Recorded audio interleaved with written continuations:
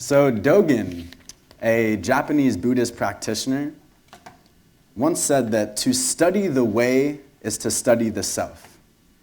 To study the self is to forget the self. To forget the self is to be enlightened by all things. To be enlightened by all things is to remove the barriers between oneself and others. Welcome. So, pardon me, this summer we actually received an invitation from His Holiness the 14th Dalai Lama to attend an international education summit in Dharamsala, India, to talk on the behalf of global conflict and resolution of that through compassion, as well as environmental climate change. So with that, at the summit, His Holiness talked upon social, political, and environmental challenges that global societies face, as well as theoretical ways to solve those on micro and macro scales. Preceding the trip, we took a 10-week seminar with Edmund Professor Chang. Great, right? Lovely man. In the seminar, we synthesized ideas of Buddhist concepts as well as environmentalism. And 10 weeks went by so fast, and the only way we really understood, or at least so we thought, was to understand these concepts by seeing them in their original geocultural origin. So, week 10, all of our team packed up, and I would mind you that the majority of our trip and our team consisted of white students, and aside from ethnic identity, we were all a generally very attractive group, if I do say so myself. Anyways, aside from that, so we packed up and we attended a train, many things. We took a plane to India, the mystic land of India, to do a little bit of soul searching. Much like that, and what you would find in a chapter of Eat, Pray, Love. And truly, there are some accurate parallels to Eat, Pray, Love. For when there, initially we did eat, we did pray, and we did indeed love. But beyond that, similar to Julia Roberts in this very kind of romanticized story, we went into this trip, most of us, including myself, I'll plead guilty entirely to this, with this intention of self-growth, with this intention of developing and constructing this deeper understanding of spirituality. And those aren't necessarily negative intentions, but where they were misguided is that they were predicated on this notion that India as a place was somehow going to instill this within us. For we had already associated place with idea. We had associated India with spirituality. If anyone's familiar with Chimamanda Adichie's TED Talk, when she talks about the single story, we had created this single story already. Genuinely positive intentions. We wanted to grow, we wanted to travel, to experience. But the problem is that single story hindered our ability to actually do that. Now, thankfully, my naivety was revealed to me quite early on in this trip. And it was proven to us, and this is why we're here to reflect on this now, is that these preconceived notions, these intentions, these expectations, these preconceptions were in fact the largest limitation to our experience there. They were the most hardy obscuration of our own consciousness that hindered our ability to truly be aware of the truthful diversity of the environment that we were in, the same diversity that you will find anywhere else that you go. So in the Tibetan Buddhist tradition, what these preconceived notions represent is a state of mind referred to as ma rigpa, which is loosely translated to ignorance. Now, this ignorance is categorized in two main forms, innate ignorance and cultural ignorance. And the former, innate ignorance, is the founder, essentially. Innate ignorance points directly to this dualistic nature of the way in which we conceive of ourselves. And what this suggests is that the primary dualism is the division of experience into self and other. And when this division solidifies, what it does is it solidifies the notion of separateness between myself and yourself, between myself and yourself. It solidifies that separateness. And this duality is then perpetuated further, and again lays its foundation to the development of our cultural ignorance, which generally manifests in the development of our karma. And I'm sure everyone's familiar with the term karma. We hear it all the time.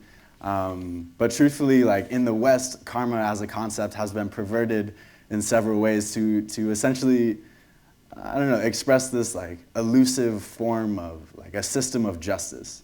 You know, you see a video, a meme on Facebook, someone who robs a store, tries to run out of the store and bangs into the door and like falls back, and people are like, instant karma. You know, like instant karma, instant justice. But traditionally, karma means action. And this action is characterized in 3 ways: action of mind, action of speech, action of body. And underlying this is the philosophy that all experience is dictated by action and reaction. Just as now, we're here on this stage, we're acting with both mind, speech, and our bodies. We're moving around, and right now you are reacting to what we are acting upon. Maybe not physically or with your speech, but in your mind you are reacting. And this is to say that this interaction here, this experience of action and reaction, is not happening in some kind of TEDx vacuum, but rather it's dictated by our karmic conditioning. So this stresses that experience for everyone in this room, and the experience that we had in India while traveling, and that we have every day, is based on learned and habituated actions that work to create an image, this psychological narrative that we think helps us perceive our reality. But in truth, what it does is it distorts our perception. Because what these preconceptions do is it creates this construct of this elaborate sense of separateness in ourself. It creates internality and externality. So upon realizing this during the trip became much more so a struggle of deconstructing these notions, of deconstructing the self. To try in our best way to step into a place, in Tibetan referred as rigpa, a state, I don't want to say opposite of ma rigpa, but instead of ignorance, rigpa represents awareness. To be in a moment, to be in a present moment, a state in which you are aware of the causal factors around you, in which you are aware of the interdependency that surrounds everyone, that interpenetrates every single one of us, the interdependency between these relationships. So the trip became that. It became a struggle to deconstruct these notions. And it was difficult. And Kadie's going to share a story with you to really express that, because it was the ultimate recognition here, and it was just ironic because it contradicted our previous intentions of traveling, because it wasn't India, of course, as a country. It wasn't the monasteries and temples that we visited as these kind of renowned sacred places of tradition. It wasn't even His Holiness the Dalai Lama himself as a spiritual leader from which our experiential insight was to be gained, but rather it was the practice of self-deconstruction. So the easiest way to convey a story in all essence is to read from my journal what I wrote at the time. So actually the night after our private audience with His Holiness, I had my, for a lack of better terms, transformative moment in which I understood what it meant to deconstruct my external awareness and reside in a place solely from compassion. So just as a background, in India, all livestock tend to run free. They get to do whatever they want. So there's monkeys, cows doing whatever they want, even dogs. This is Ellie and her soulmate.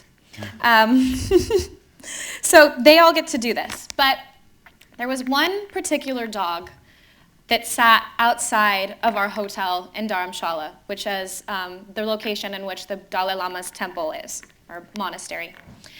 And this dog in particular was unique in that he had the most severe case of mange I'd ever seen.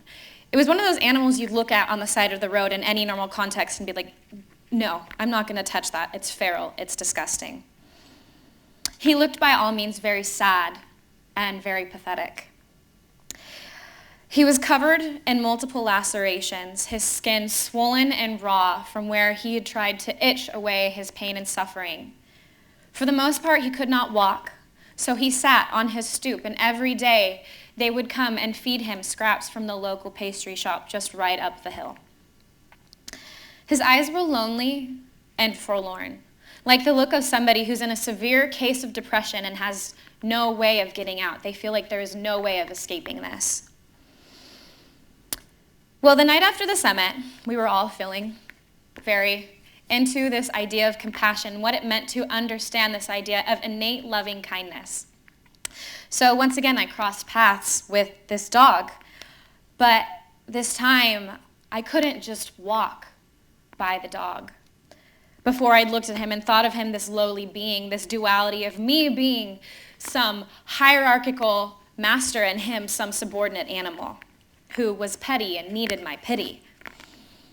But this time I simply couldn't walk by and pretend that I saw nothing, pretend that I felt nothing. I wanted nothing but to connect with him in this moment. So something deep inside of me swelled, and my compassion lifted, and my walls dropped. I took his head into the palm of my hands, and I simply sat there, and I caressed his face. Now, whether you believe me or not is up to you. In any case, this is storytelling, and who's to say it's true or not true. But I physically believe that that dog cried. To this day, I see the tears running down his face as I sit there and I pet him.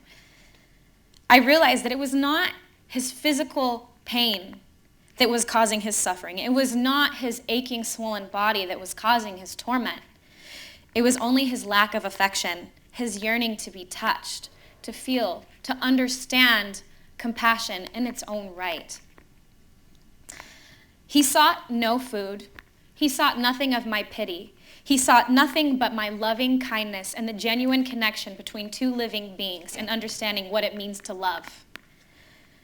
The next day, we had the opportunity to go to a Tibetan kindergarten, and when we came back, the dog was gone. Naturally, I was devastated. I had made this connection with this living being, and he had just disappeared. And that touches on the idea of impermanence, and that the fact that you can't put something tangible to the feeling of love and compassion, because even though he doesn't reside physically with me, that feeling is still there. It's still here. In Mahayana Buddhism, there's this idea of the Bodhisattva, an individual or person or being who's motivated by great compassion to attain Buddhahood in order for the benefit of all sentient beings. He was my Bodhisattva. He gave me the opportunity to see him in a light in which I was unable to see him before, as a sentient being teaching me how to rid myself of these preconceived notions I had constructed of the world and my environment. That day we learned a synonymous lesson. For the dog, the lesson was to teach compassion, regardless of his physical state, of his suffering, to be able to extend that love in a great state of pain. And for myself, I learned what it meant to give compassion regardless of my external representations of myself, void of notions of ourselves. Now, what this story illustrates perfectly is a theory that the Dalai Lama himself professed to us when we were at the summit with him. It was that in terms of knowledge, there are 3 levels. In Tibetan, these are referred to as Topa, Sampa, and Gompa. Sorry if I'm not saying that right, if anybody knows. But what they represent is, or what this story represents, is the ability and the power of living experientially. And we tend to think that, of course, we're always living experientially. We're experiencing something right now, so of course we are. But the difference here is in the 3 levels. The Dalai Lama exclaimed that the first level is a superficial level of knowledge that generally deals with concepts and theories. Something like we'll hear, like we learned at these monasteries, we read and we speak, we have conversations about compassion, right? But this is on a superficial level because compassion still is only a concept. We're understanding it in a conceptual framework. The Dalai Lama proceeded to say that the second level of knowledge was a development of conviction for those concepts.